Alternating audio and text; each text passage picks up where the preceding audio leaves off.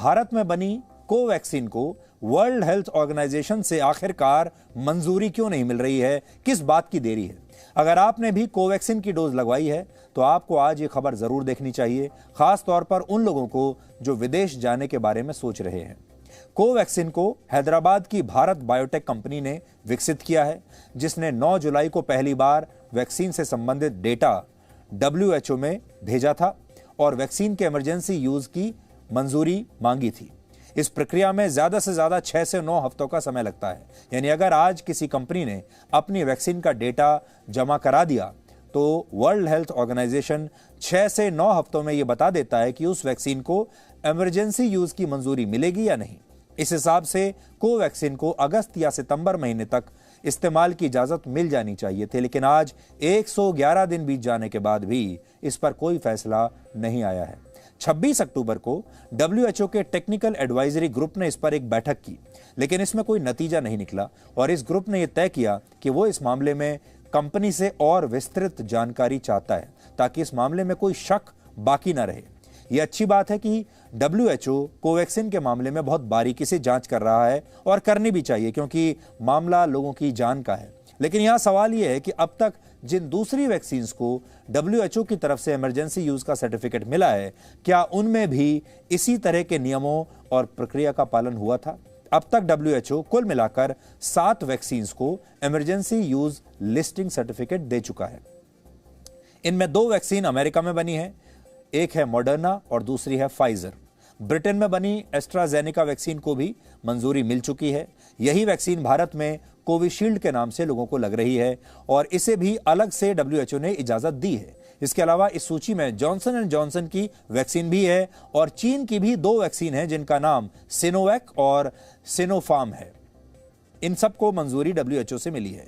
ये वो वैक्सीन है जिन्हें WHO से अप्रूवल लेने में कोई परेशानी नहीं हुई। अमेरिका की फाइजर वैक्सीन को तो डेटा जमा करने के 6 हफ्ते के बाद ही इमरजेंसी यूज की इजाजत मिल गई थी, जबकि मॉडर्ना को इसके लिए 9 हफ्तों का इंतजार करना पड़ा। इसके अलावा ब्रिटेन की एस्ट्राजेनेका को 9 हफ्तों में ग्रीन सिग्नल मिल गया था और चीन के मामले में WHO ने असली डेटा से भी समझौता कर लिया था। WHO को सिनोवैक और सिनोफार्म का जो डेटा भेजा गया चीन की तरफ से, उसमें कहीं भी इस बात के ठोस सबूत थे ही नहीं कि यह वैक्सीन 60 वर्ष या उससे ज्यादा के लोगों पर प्रभावी है या नहीं है। सिनोवैक के मामले में तो अंतिम ट्रायल के नतीजे भी तब नहीं आए थे, लेकिन इसके बावजूद WHO ने चीन की वैक्सीन को इमरजेंसी यूज की मंजूरी दे दी, लेकिन कोवैक्सीन के मामले में तारीख देने से ज्यादा उसने कुछ नहीं किया। अब आप इसे कुछ आंकड़ों के जरिए समझिए। WHO किसी एक देश का संगठन नहीं है, लेकिन इसे लगभग 80% फंडिंग गिने चुने देशों से ही मिलती है। 2019 की रिपोर्ट के मुताबिक इनमें सबसे ऊपर है अमेरिका, जो WHO को सालाना 6,700 करोड़ रुपए की फंडिंग देता है। दूसरे नंबर पर चीन है, जो 650 करोड़ रुपए की मदद देता है और फिर बाद में भारत का नंबर आता है, जो इन देशों के मुकाबले काफी कम पैसा देता है। 190 करोड़ रुपए भारत देता है। अब आप सोचिए, जो देश लगभग 7,000 करोड़ रुपए WHO को सालाना दे रहा हो, उस देश की वैक्सीन को आसानी से अप्रूवल नहीं मिलेगा तो क्या होगा? चीन जैसा देश जो सालाना 650 करोड़ रुपए दे रहा है, WHO उसके डेटा पर कैसे सवाल उठाए? कोरोना वायरस की उत्पत्ति के बाद से ही WHO पर गंभीर सवाल उठते रहे हैं।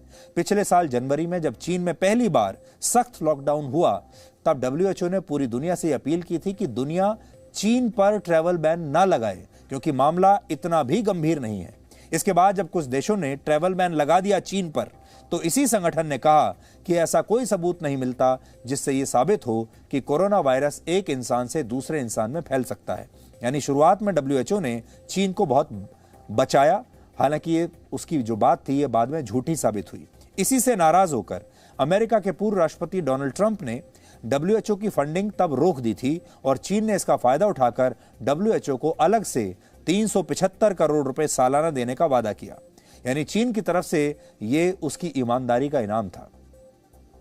हालांकि कल एक डिजिटल प्रेस कॉन्फ्रेंस के दौरान जब जी न्यूज की टीम ने WHO से यह सवाल पूछा, तो उसकी तरफ से कहा गया कि सब कुछ एक प्रक्रिया के तहत हो रहा है। The next question, we will go to India for the next question, and that goes to Shivank Misra from Zee News. Hi, this is Shivank Misra from Zee News India. My question to WHO is, as we are watching, there is a delay in approving process of Covaxin, our indigenous vaccine. When it comes to Chinese vaccine, WHO has given approval to Chinese vaccine with lack of data. Don't you people think that it's the classical case of partial approach of WHO? We have assessed an Indian manufacturer earlier in the year, and it took 30 days. And we are now in the vaccines from China. They were the assessment followed this entire process I just described. And one of them was issued emergency use listing 1 month after the first technical advisory group meeting, and the second 6 weeks later. So this is not about moving quicker with one or another vaccine based on precedence. We really trust the Indian industry. India produces the majority of vaccines in the world, high-quality vaccines. We are right now at the last stage of the assessment by this external advisory group, and we hope to have a final recommendation to WHO next week. किसी भी vaccine के लिए WHO का approval सबसे ज्यादा मायने रखता है, क्योंकि इसी से यह तय होता है कि उस वैक्सीन को लगवाने वाले लोगों को दुनिया वैक्सीनेटेड मानेगी या नहीं। यानी अगर WHO का अप्रूवल नहीं है और आपने उस वैक्सीन की दोनों डोज भी लगवा ली हैं, तब भी दुनिया के ज्यादातर देश आपको अपने देश में प्रवेश की इजाजत नहीं देंगे। पढ़ाई के लिए विदेश में जाना मुश्किल हो जाएगा, काम करने के लिए जाना मुश्किल हो जाएगा, और वैक्सीनेटेड होते हुए भी RT-PCR टेस्ट और क्वारंटीन के सख्त नियमों का पालन उन लोगों को करना पड़ेगा जिन्होंने कोवैक्सीन लगवाया है, और ऐसा ही कोवैक्सीन के मामलों में हो रहा है। 27 अक्टूबर तक भारत में कोवैक्सीन की 11 करोड़ 80 लाख डोज लग चुकी थी, और अगर हम ये मान लें कि हर व्यक्ति को उसके हिस्से की 2-2 डोज इस वैक्सीन की लगाई गई, तो इस हिसाब से लगभग 6 करोड़ लोग ये वैक्सीन ले चुके हैं। लेकिन वैक्सीनेटेड होते हुए भी इन लोगों के लिए विदेश जाना बहुत मुश्किल हो गया है, और ये कहानी सिर्फ भारत की नहीं है। भारत के अलावा 11 और देश ऐसे हैं जहां लोगों को कोवैक्सीन लगाई जा रही है। इनमें नेपाल, मैक्सिको, फिलीपींस और जिम्बाब्वे जैसे देश शामिल हैं। इसके अलावा ओमान ने भी कल ही कोवैक्सीन को अपने यहां मंजूरी दी है। मैं एक IT प्रोफेशनल हूँ, और मेरे लिए बिजनेस के पर्पस से भी कई बार बाहर जाने का अपॉर्चुनिटी आता है, जाना भी पड़ता है, नहीं तो हमें नुकसान होते हैं। नुकसान एज इन 10 दिन का आपने क्वारंटाइन पीरियड किया हुआ है। अगर आप एक EUL लिस्टेड WHO की वैक्सीन आपको नहीं लगी है, तो आपको जाकर कहीं भी बाहर 10 दिन के लिए क्वारंटाइन होना पड़ेगा, और पेड, सेल्फ पेड, तो इसलिए आप बाहर जा नहीं सकते। तो हमें सबसे ज़्यादा ज़रूरत है कि कोवैक्सीन को जल्द से जल्द अप्रूवल मिले। विदेश यात्रा जो मुझे अभी करनी है अगले महीने नवंबर के मंथ में, तो कोवैक्सीन का अप्रूवल नहीं होने से जो मुझे थोड़ी अड़चन आ रही है, लेकिन मैं कोशिश कर रहा हूं कि उम्मीद है कि वो अड़चन आने वाले जल्दी से जल्दी सॉल्व हो जाएगी, ताकि मैं अपनी मीटिंग के लिए जा सकूंगा और अच्छे से मीटिंग में अपने आप को रिप्रेजेंट कर पाऊंगा। WHO जैसे कि काफी और इंटरनेशनल संस्थाएं हैं जिसपे चाइना ने अपना इन्फ्लुएंस बढ़ा लिया है और चाइना इन्फ्लुएंस बढ़ाता जा रहा है। हमें भी इंटरनेशनल ऑर्गेनाइजेशंस में अपना इन्फ्लुएंस बढ़ाने का पूरा प्रयास करना चाहिए, नहीं तो चाइना इन सब ऑर्गेनाइजेशंस को एक तरह से हड़प जाएगा, डोमिनेट कर जाएगा। दूसरा, WHO का ही रिफॉर्म होना चाहिए।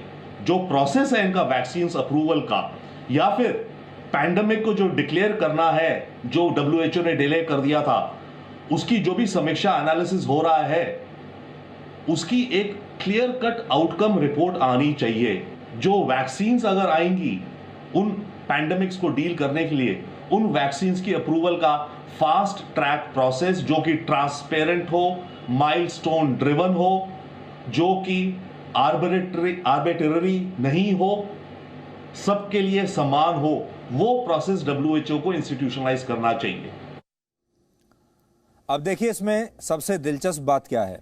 भारत के प्रधानमंत्री नरेंद्र मोदी ने अभी तक अपनी जो दोनों डोज ली हैं कोरोना की, वो कोवैक्सीन ही हैं। अपने देश में निर्मित कोरोना की जो वैक्सीन है कोवैक्सीन, उन्होंने उसी को लिया और उसे उन्होंने सबसे पहले, आप ये समझ लीजिए कि जो कोवैक्सीन के सबसे बड़े ब्रांड एम्बेसडर हैं वो स्वयं प्रधानमंत्री मोदी हैं। और उन्होंने सबसे पहले देश में जब अपनी वैक्सीन ये लगवाई थी 1 मार्च को, तब यही कोवैक्सीन लगवाई थी उन्होंने।